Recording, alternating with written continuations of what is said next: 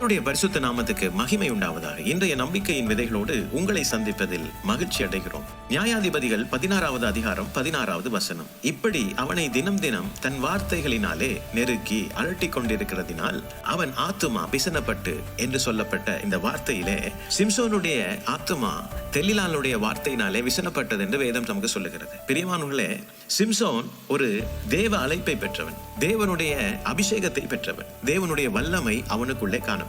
ஆனாலும் ஒரு மனுஷனுடைய வார்த்தை அவனுடைய ஆத்துமாவை விசனப்படுத்தினது. அது மாத்திரமல்ல, கர்த்தருடைய வழிகளில் இருந்து, அவருடைய தரிசனத்தில் இருந்து அவனை பின்வாங்க செய்தது.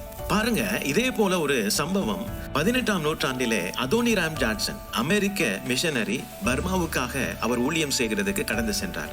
கடந்து சென்ற இடத்திலே பல வருஷங்கள் ஊழியத்தை செய்தும் ஒரு ஆத்துமா கூட கர்த்தருக்குள்ளே திருப்ப முடியாத ஒரு சூழ்நிலையிலே அவர் அநேக நேரத்திலே பலவீனப்பட்டார், வியாதிப்பட்டார், அநேக கொடூரமான சூழ்நிலைகளுக்கு முகம் கொடுக்க நின்றது. ஆனாலும் அநேக ஜனங்கள் அவரை ஏளனப்படுத்தினார்கள், அவமானப்படுத்தினார்கள், நிந்தித்தார்கள், அவருடைய தரிசனத்தை கேலி செய்தார்கள். கர்த்தரால் நீர் அழைக்கப்படவில்லை, உம்முடைய ஊழியம் ஒரு வேஸ்ட் என்று சொல்லி அந்த இடத்துல அவரை அவமானப்படுத்தினார்கள். ஆனால் ஒரு நாள் சிறையில் இருக்கும் பொழுது அவரை பார்த்து ஒரு சிறை அதிகாரி கேட்டார், உன்னுடைய பர்மாவுக்கான தரிசனம் என்ன ஆயிற்று என்று.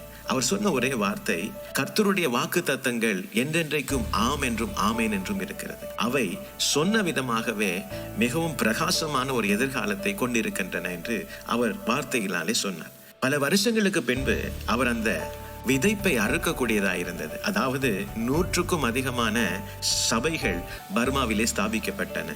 அத்தோடு கூட 8000க்கும் அதிகமான விசுவாச பிள்ளைகளை அந்த சபைக்குள்ளே அவர் சேர்க்கக்கூடியதாக இருந்தது. பர்ம மொழியிலே முதலாவதாக வேதாகமத்தை மொழிபெயர்த்து அந்த ஜனங்களுக்கு பிரயோஜனப்படத்தக்கதாக அவர் அந்த காரியத்தை செய்து முடித்தார்.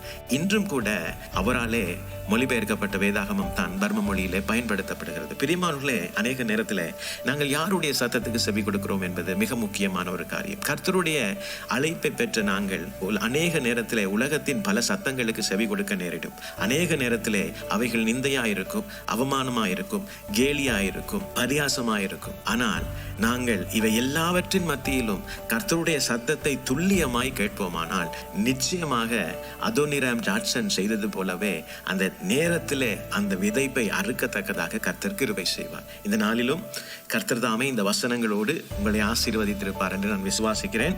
தொடர்ந்தும் பைபிள் மரத்தன் வேத தியான பகுதிகளோடு இணைந்து கொள்ளுங்கள், கர்த்தருடைய ஆசீர்வாதத்தை பெற்றுக்கொள்ளுங்கள். கர்த்தர் தாமே இந்த நாளிலே உங்களோடு இருந்து உங்களுக்கு உங்களுடைய தரிசனத்தை குறித்து பேசுவாராக. God bless you.